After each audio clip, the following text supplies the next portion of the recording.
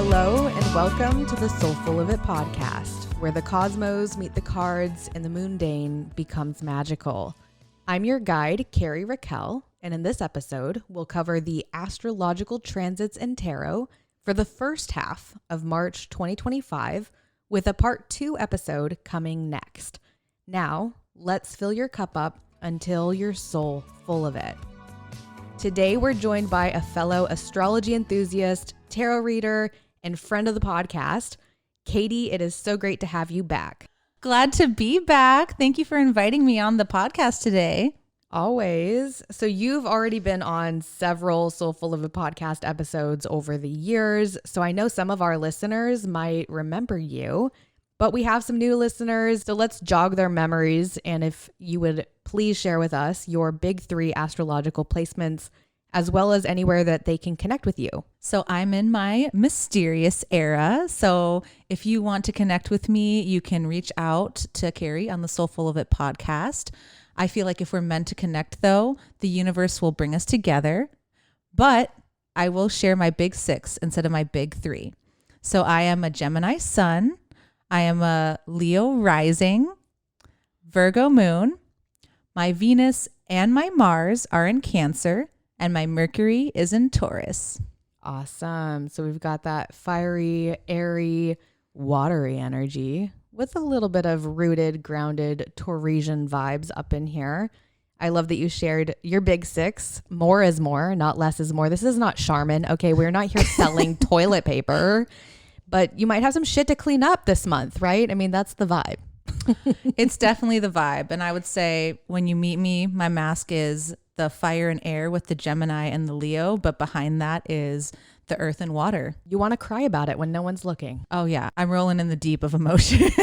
Yeah, I feel that with my Pisces moon. I will cry about it later, but I'm going to front with fire because it's Sagittarius up in here. And of course, Gemini rising as well, which is where the vibration between us is fun as fuck. Never a dull moment. Truly. Thank you for sharing all of that. And to reiterate, you absolutely can reach out to me on Instagram at Soulful 𝗵𝗀, spelled the same way as the podcast, anytime in general. But that's also a great way for you to connect with Katie if you have any questions or anything of that sort, since she is in that mysterious do not disturb era. And we are here for that. Because in this season and in life, we don't know anything. Your energy is sacred and you can choose who you want to give it to.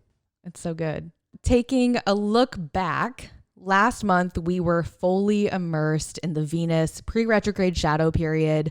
We enjoyed a fiery full moon in Leo that had a square to innovative Uranus, which was shaking things up. Mars finally stationed direct, giving us a push of momentum forward.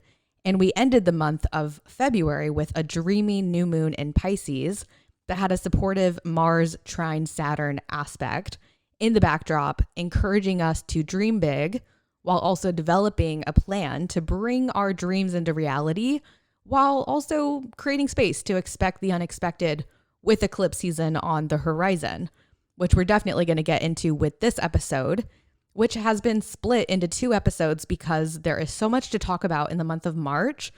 And also we're experimenting to see how does it feel to have 2 different episodes come out on the transits and tarot. Do we like that? Do we not? Please give us your feedback. We're doing this for you, of course, and for us. So we'll find out as time goes on and see if we do it again this way or forever this way or never again, TBD. But before we get into the tarot and the transits, let's just do a quick check-in. Katie, how was the month of February for you? It was dragging a little bit. The Mars in Cancer, my Mars is in Cancer, but with the retrograde, it's just dragging. Like the sloths in Zootopia, where I'm like, it needs to go faster. I'm going to crash out. But I think that the waiting is divine preparation, and all the delays and when things slow down, what is it teaching you in that moment? What are you meant to learn? And the waiting isn't passive. It's intentional. It's where clarity forms, where strength builds, where alignment happens. And don't rush the season. I feel like it's time to honor it, trust it, and the wait isn't punishment. It's preparation. That's so wise. Such wise words to sink our teeth into as we're moving through the tarot and the transits for this first half of the month of March. And this is going to set the scene for everything else that's going to unfold throughout 2025. Just a quick reminder that there was a podcast episode I put out. It's episode 57, which covers the full astrology of 2025. And I encourage you to go listen to that if you haven't already. But don't go yet. Let's dive into this first. Just know that that's there in the wings waiting for you if you want to zoom out and get that big picture perspective. And so without further ado, Katie, would you please talk us through the tarot cards that came up for this first half? We're doing 2 spreads, guys, for March 1st to March 15th, 2025. Definitely. So we're doing the same Soulful of It Tarot wisdom spread, which I love. For the wisdom, the rose in the center, we have the Chariot. The attention, the Thorns, we have the 7 of Cups. For the root, we have the moon. And for guidance, we have the star. Ooh, love that. Lots of major arcana cards. Big energy. Starting with the Chariot, there is a warrior standing on a chariot holding no reins, standing on the chariot through pure willpower. There's 2 sphinxes, one black and one white, pulling the chariot, symbolizing opposing forces that must be balanced. There's the canopy of stars above his head, representing divine guidance, and behind him is a city in the distance, symbolizing leaving behind comfort zones. Next, we have the 7 of Cups. There's a figure standing with 7 cups floating above them, each holding a different vision: castle, jewels, snake, dragon, which I just realized this is the year of the snake, isn't it? It is, and it was the year of the dragon. Oh, snap. Oh, snap. So this person appears to be overwhelmed and hesitant with all these cups, and the cups are surrounded by mist, clouds, indicating illusion and uncertainty. Then we have the moon in the root position, large glowing moon dominating the sky, casting a mysterious light. Below, a dog and a wolf howl at the moon, representing the tamed and wild aspects of our instincts. The crayfish crawls from the water, symbolizing hidden emotions surfacing, and a winding road between 2 towers disappears into the horizon. And the star. She's a naked woman. She kneels by a pool, pouring water from 2 jugs, one into the water and one into the land. Above her is large bright star, surrounded by 7 smaller stars, representing divine guidance and the 7 chakras. The green landscape suggests renewal and growth.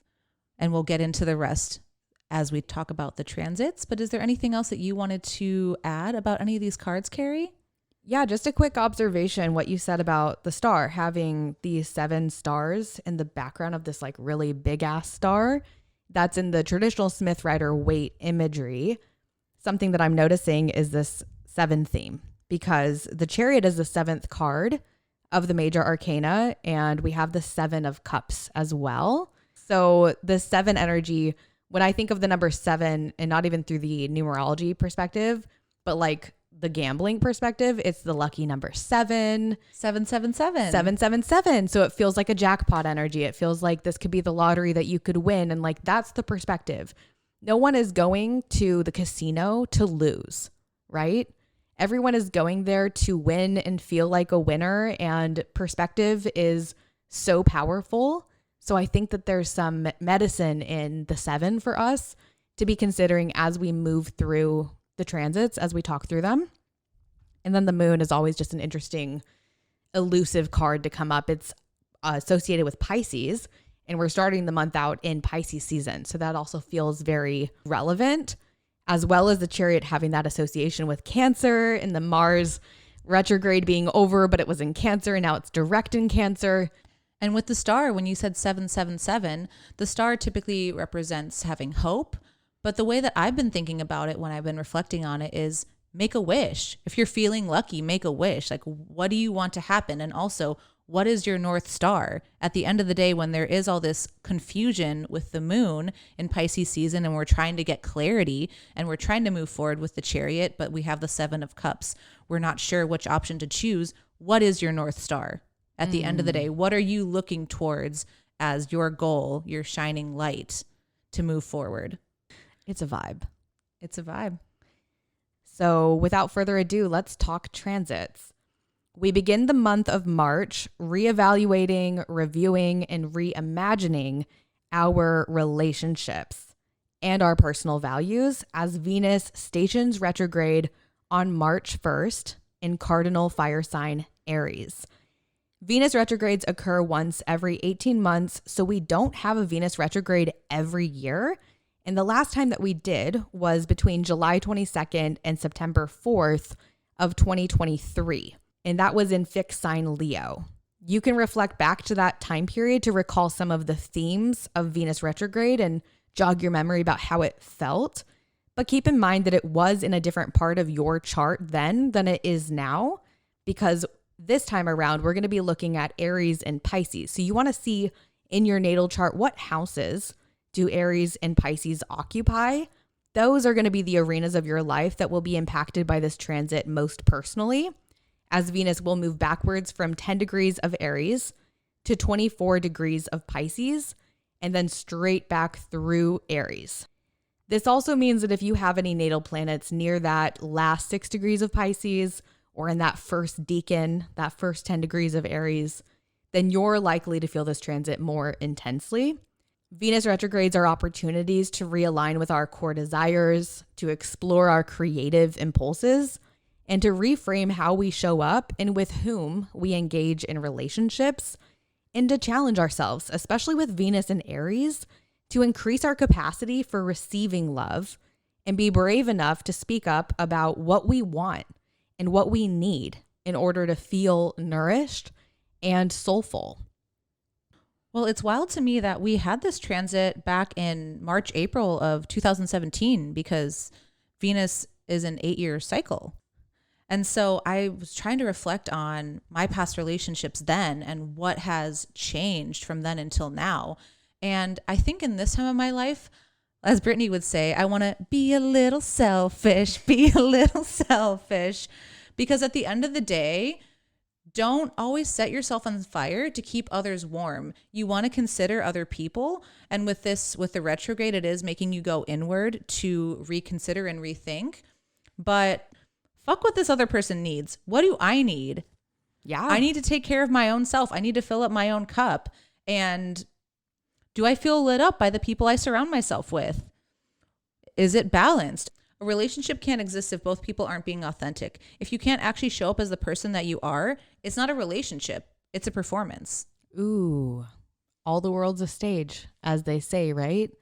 But is that true for you when all the lights are out, when it's just you alone with your thoughts? I think that's part of it too, is getting clear about who you really are and who you want to be, and whether or not the relationships that you currently have the capacity or are willing to evolve with you to create space for you to change and for them to change as well. And part of that involves cutting characters out of your story, or folks kind of just not being on that page or in that book.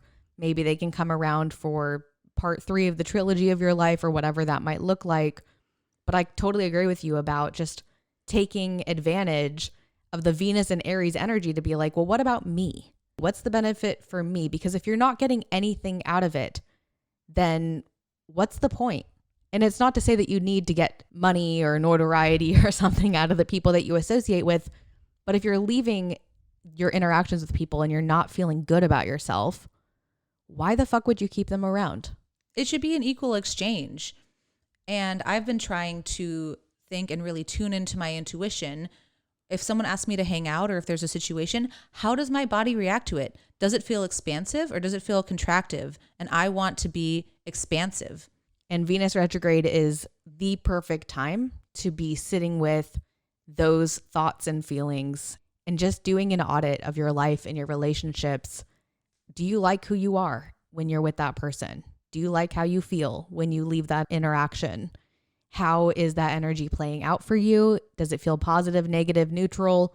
Only you can answer those questions, but you're not going to find the answers to them if you don't cultivate, this is very Aries, the courage to ask these questions. It should be a win-win. I completely agree. Moving further into the month of March, on the 12th, we have Saturn 𝗪𝗍 with the sun. And then the 13th, we have the first eclipse of 2025. That's Thursday, March 13th. It's going to be in mutable earth sign Virgo at 23 degrees. Eclipses are catalysts for change, and they are doorways of destiny.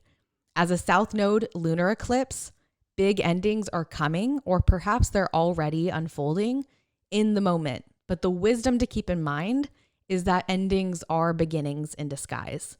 This supercharged full moon is in a trine to innovative Uranus, which is encouraging us to let go in ways that we haven't let go before. So for some, that might mean letting go gracefully instead of dramatically. For others, it might mean speaking up instead of falling silent. The sun in Pisces opposite the moon is sandwiched between Saturn with that 𝗧𝗍𝗻 the day before and then Neptune on the other side, which is shining a light on our dreams while simultaneously reminding us that dreams die when we don't take action to bring them to life, which also feels very reminiscent of the Pisces new moon energy that we had as well. So we're kind of picking up and we're continuing that story, but in a more eclipse dramatic energy type of way, because that's what eclipses do. They make everything a little bit more intense. Well, and I'm just thinking about how last month that the devil was one of the cards, and with the South Node in Virgo, the devil is in the details. I have a Virgo moon, and it can be a great gift, but it can also be such a curse where I get so much in my head about all the details and I just start spiraling, versus the opposite, Pisces, where the North Node is. Let's just look at it on the macro level. Let's look at the big picture. Maybe we don't have to get so much into the details and start spiraling. Yeah, the details aren't worth it if you're going to drown in them. And with this first eclipse, it's asking us, what can we let go of? Let go of your self-criticism. Let go of what makes sense practically and dream. Don't be immersed in the stories that you tell yourself and stuck in the loop. Invite a little more magic in. Look for synchronicities. Ask for more signs. We're here to follow our intuitive path. Yeah, I love everything that you've shared. And I agree. This first eclipse, it's going to feel foreign. It's going to feel weird and uncertain because it's eclipse season. And it's opening up the portal ultimately, because in that 2-week time period between the first eclipse and the next eclipse, that is where we start to see things really shift in big ways. It's like a vacuum, sucking things in and then pushing things out.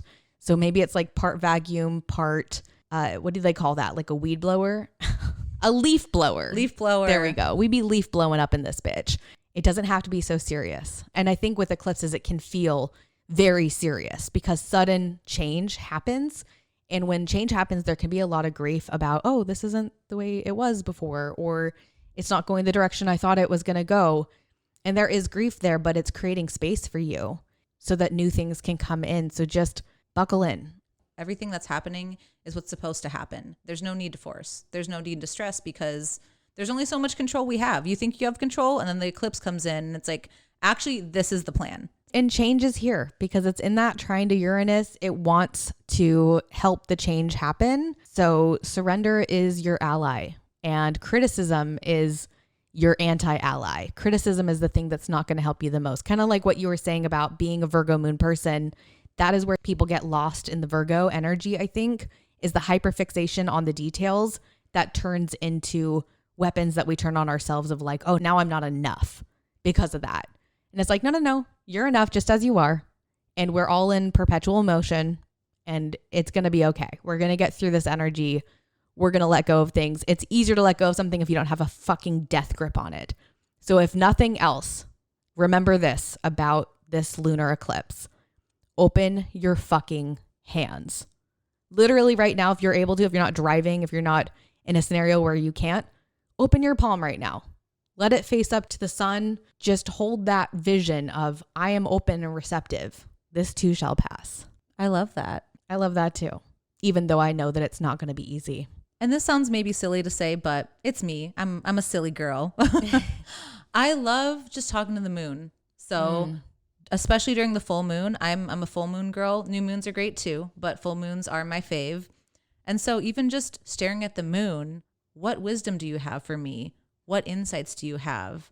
And if you feel playful, maybe just to stare at the moon and see what downloads come if you can see the moon. I know in Portland it gets pretty cloudy over here. Yeah, it's true. You can't always see the moon, but you know it's there. And there's wisdom in the knowing without the seeing. And that is the moon card, purely.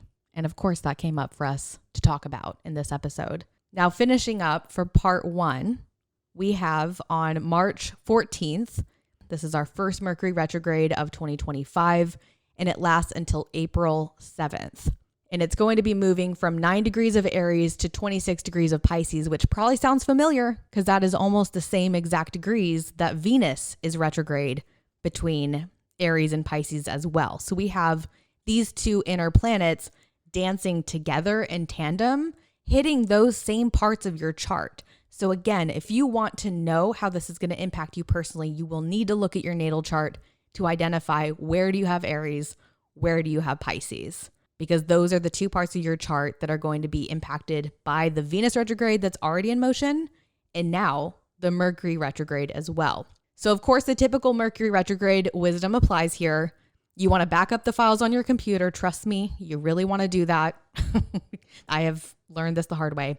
You want to get to the airport earlier than you think you need to if you're going to be flying, and have some patience because some unexpected things might come up during your travels. And you also want to just offer yourself and others grace when miscommunications come up, because Mercury retrogrades do happen 3 times a year. So this is not unfamiliar energy, but it can still be really frustrating at times. And so it's important for us to just give that grace to ourselves and to others, that when we send the text and it doesn't have an emoji, so it reads weird and it's like, oh, she's mad at me. It's like, no, there's just not an emoji in here. Okay. Like they didn't add an LOL at the end like a lot of us millennials do. That doesn't mean that it's not funny. That doesn't mean that it means something else. Like don't read into it too much. That is always good wisdom for the Mercury retrograde. And on the flip side, because the retrogrades of Mercury are so frequent, a lot of us have Mercury retrograde in our natal charts, including myself. And so those that do have that retrograde placement in their natal chart know that these retrograde times can bring about revisions that lead to even better results. So while it can be really annoying to have to redo things and try again or say what you said differently to someone, especially with it going back into Pisces and things being kind of confusing, just remember that there is purpose in the revisitations and the revisions. Because with Aries, I'm scared of just things not going well, not being able to communicate, just miscommunication, and just getting really frustrated and saying something you don't mean that you can't take back. And with the Mercury retrograde, it's just more likely to happen. So just to take a moment, just chill, think before you speak, because Aries is just that firecracker energy. It's the ram, it's charging, it's bold. And so just be careful. And then with Pisces, deception, illusion, being cautious of misinformation, people not being fully honest with themselves or others, trusting the information, like verifying it. And your intuition is strong, but details might be hazy. So read between the lines before making any decisions. Yeah, and it's always good to sleep on it. That is always wisdom for me, for life. It's like, okay, I'm just going to sleep on it. And if I'm going to assume anything, what if I assume that they meant the best thing possible here? That's going to flavor how I interact with that person, and how I interact with them is going to create new results, even if maybe they didn't have great intentions or they did mean it in a mean way or whatever it is that came up. That Aries energy is very like warrior. I said what I said. And the Pisces energy is like, just kidding. I'm not attached to it. Elusive. Well, also with Pisces season, I'm very much tuned into the dream realm more than usual. So if you want to think about it or sleep on it, you might have intuitive messages come to you in the dream realm. I will have it where I'll talk with people in the dream realm, like in the physical realm. Maybe we haven't talked about it and they might act like everything's fine, and maybe I think it's not. And in the dream world, we have a whole conversation about it. We hash it out in the dream realm, and then I wake up and I'm like, oh, even though they didn't tell me, that spiritual side of me, my intuitive side knows. Yeah, lucid dreaming. What a vibe, and how very Piscean to engage with this energy. And with the card, the 7 of Cups as well, it's all these opportunities, all these different ways to perceive what's being offered to you in terms of the relationships with the Venus retrograde, in terms of the Mercury retrograde with communication. And then now that Mars is moving forward, it's in that familiar territory that it already retrograded through. So we have that momentum. We are ready to go, but it is a little bit of a taste that's familiar.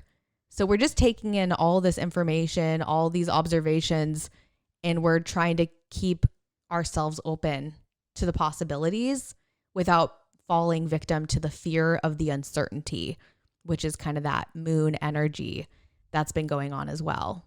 So I think the cards that we pulled for the first half of March are so resonant and such a well of wisdom for us to tap into when we get to the next episode, which is going to be coming out mid-month, which is going to cover the 15th to the 31st of March, which is also going to include that next eclipse. So be ready for that. And before we let you all go, Katie, is there any wisdom that's coming through your channel that you want to share with our listeners? I'm just reminded of the star, that even though things can feel murky and uncertain, we have the planets in retrograde and we have the eclipse where there is brief moments of clarity, just to follow your North Star and trust that clarity will come. And with the Chariot, just take control. Even if things feel unclear, step into that new version of yourself. It's going to feel a little wonky at first. You could feel, oh, this Chariot, is it gonna crash? But no, just keep holding the faith, keep trusting yourself, and step into your new life, because once we move into all the Aries placements, it's go time, baby. It really is. So we will be here to guide you through it, and appreciate always that you're listening and sharing the podcast. And if you enjoy this episode, please remember to go give us a 5-star rating on Apple Podcast. And we so appreciate you as always. And we will see you in the next episode. See you next episode.